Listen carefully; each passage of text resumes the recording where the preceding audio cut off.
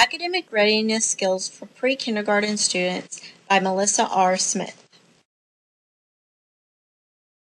Research over the last few decades has proved that high-quality early child care is a key factor in laying a solid foundation for school readiness for children from birth to 5 years of age. This exposure to high-quality care appears especially important for at-risk children's later school success. The Texas Pre-Kindergarten Guidelines, revised in 2008 for the Texas Pre-Kindergarten Program, state that the learning experiences of preschool years provide a foundation that guides children academically, socially, and emotionally. In order to provide this necessary foundation, policymakers are currently trying to pass a variety of laws to expand pre-kindergarten and early childhood programs with both funding and professional development standards.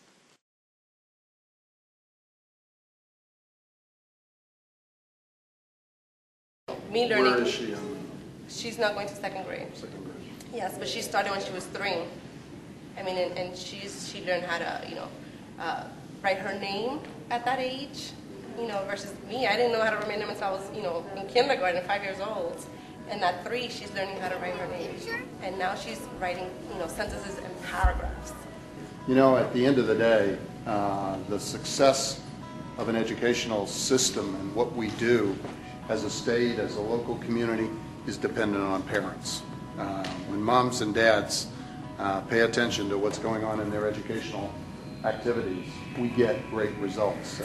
And this guy, Steve Barnett, who's a professor down at Rutgers, about 12 years ago got inside my head and made the argument that if you prepare your children at the earliest stages to be prepared for school and learning, then they will be better learners all the way through their whole career in the process. The teacher, taught her how to read, and she is reading and she writes really, really well, and she did the pre-K and kindergarten. She just graduated. The ones that have the ability to absorb math and science and reading and oral skills end up really performing well. So our job is really to figure out, are we getting the kinds of results in New Jersey that we've seen in national studies? We see that kids in these urban districts who've been to preschool are ahead in their language and general cognitive abilities, they're ahead in their literacy skills, and they're ahead in mathematics. She has 3 children.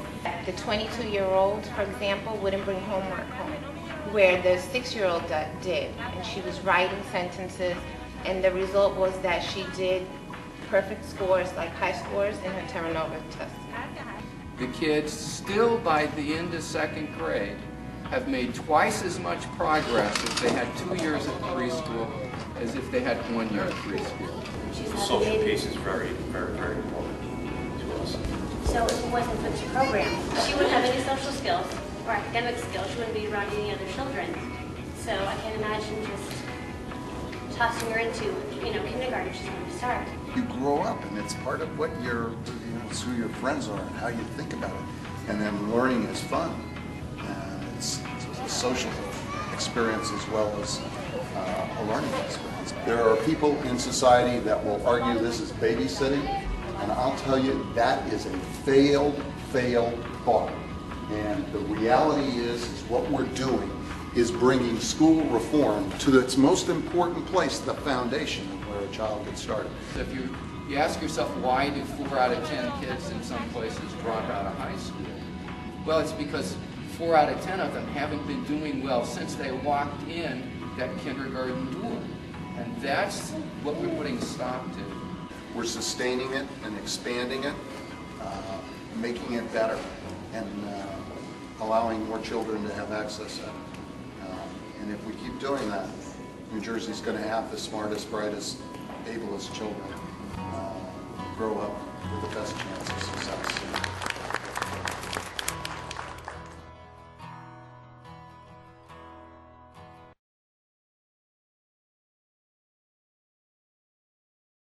These high-quality pre-kindergartens are explicitly intended to advance school readiness in children at least 4 years of age and provide the solid foundation needed for students to achieve later academic achievement success.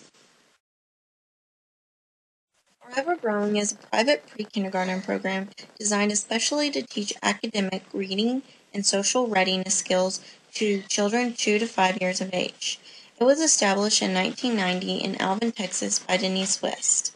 She started this instruction as an in-home daycare and after-school program. In the curriculum, students were taught academic and reading readiness through situational problem solving, phonological and phonemic awareness, and social dialogue. Denise West believes that a great preschool program is the essential building blocks to academic success. To meet the demands of growing enrollment, Forever Growing abandoned its after-school program and directed its focus more upon the pre-kindergarten instruction. It hired 3 full-time teachers in order to split the classrooms according to age groups. The mission statement of the school is to provide small class sizes, teacher guidance, and the perception that the attainment of knowledge was a continuous process. The school's symbol is a caterpillar and a butterfly.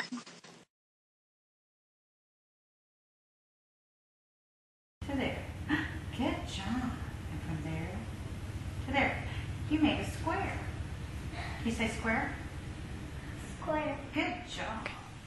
Hi, I'm Denise West. I believe that pre-kindergarten is the most important part of school readiness, and that is one of the main reasons that I created Forever Growing. Forever Growing is a private preschool kindergarten. It is designed especially to teach academic reading and social readiness skills to children 2 to 5 years of age. Forever Growing was established in 1990 in Alvin, Texas. It was an in-home daycare and an after-school program was how it originally was designed. After further consideration, the after-school program was abandoned and more focus was put on the preschool curriculum. I believe that a great preschool program is the essential building blocks of a successful academic career today. And that's one of the biggest problems with children entering kindergarten today is the lack of great preschool programs. The mission statement of my school is to provide small classroom sizes and the teacher as the guide to the students. Forever Growing is struggling to keep up with the high enrollment, the growing economic concerns, and the cost effective of training the teachers. Forever Growing is only funded through the tuitions of the students. At this point, I'm trying to keep the cost down in order to reach a wider range of students. Our area is more of a poverty-stricken area due to the economic recession. The problem this year is the increased school costs and the also decrease of the amount of funds available this year. Because of the school's financial problems, I've asked some businesses to sponsor some of our students. I've also tried to raise funds in our community and cut costs in our facility. In the future, I would like to ask our local businesses in the community to help with donation matching, school fundraising costs, and one-time financial gifts. In the future, I possibly will have to increase tuition from up to 6% from 3%. I have also updated the facility's equipment to become more efficient, and I've decided to cut paper and printing costs. I'm currently researching new ways that the school can receive funds through federal, state, and district programs at this point. If the school financially still is not able to obtain its status that it needs to be, then I may have to go up on the tuition higher than 6%. I would hold a meeting with the staff and parents to go over this and vote about the tuition costs. In the meeting, I also will get the parents' ideas of alternatives of what we could raise the cost. In conclusion, Forever Growing is an excellent preschool program, and I do hope that in the future we'll be able to keep our doors open for these students because I believe it is the basic foundation of our children's lives when they start school, that they need the foundation of pre-kindergarten. Preschool helps give children a firm foundation and a head start in their early years before initial formal education. One of the biggest problems with children entering kindergarten today is their inadequate academic and reading skills, as well as their inability to act in social situations. Daycares and early childhood centers need to teach reading readiness to preschool children because the children will need these skills to become successful emergent readers in kindergarten. Forever Growing is struggling to keep up with the demands and expectations that public education requires of its students. There is an increase in enrollment, growing economic concerns, and cost-effective training for its teachers to stay abreast of the current educational theory. It is difficult for many private pre-kindergarten programs to meet all of these needs, in addition to reaching the widest ranges of learners. More and more children are falling behind in their academic and reading skills upon entering kindergarten. The Department of Pediatrics at the University of Texas Health Science Center state in a recent report on the portrait of American children entering kindergarten, increasingly, large numbers of children enter school without the cognitive readiness skills needed to succeed. Forever Growing is a dynamic step towards solving the kindergarten crisis. The school prepares its teachers in their literacy-rich curriculum, mission statement, and researching up-to-date methods of learning. Prospective teachers are taught that these characteristics are the building blocks of the school's curriculum. Forever Growing is only funded through the director and tuition payments. The director is trying to keep costs down in order to reach a wider range of students. The biggest problem during this school year is the increased school costs and the decreased amount of funds available. In response to the financial situation, Forever Growing has elicited the help of a couple of local businesses to provide scholarships to 1 or 2 students. The director has made every effort to raise funds and cut costs without cutting quality. She has made every effort not to raise the cost of tuition considerably high. However, the recessive economy and high inflation rate are taking a considerable toll on the school's finances. The director has enlisted the volunteer of other businesses in the community to help with school fundraising costs and donation matching. The school has also asked the community for help to keep its doors from closing by asking for one-time financial gifts. The community thinks that Forever Growing is a considerable community asset. The teachers have opted to forego their annual pay raises. The tuition will also have to be increased by 6% this year. The school has updated most of its facilities equipment to become more energy efficient, and the director has decided to cut paper and printing costs. The director is researching new ways that the school can receive funds through federal, state, and district funding. Some alternatives to raise money are to raise tuition costs even slightly higher than 6%. The school may hold an annual meeting in order to vote for tuition increases, as well as receive other alternative suggestions. The director has created a community outreach outcry to her community, created and set up various business proposals, and is currently accepting donations. In conclusion, the preschool years are an essential time in the life of a child. These years are the foundation to learn essential academic and reading readiness skills that will be fundamental now and in later academic achievement. Therefore, private daycares and early childhood centers should be helped with federal, state, and local funds to help teach these crucial skills to all pre-kindergarten children.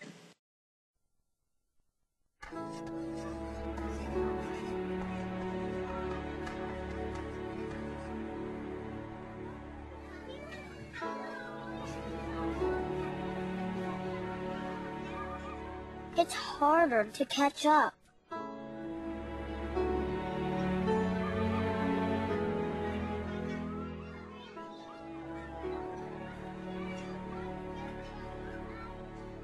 %90 of brain growth happens by age 5.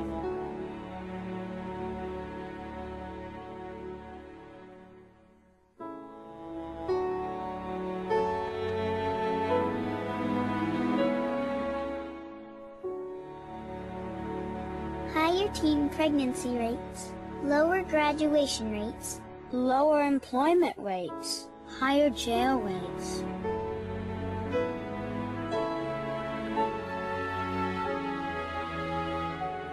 They can't afford to.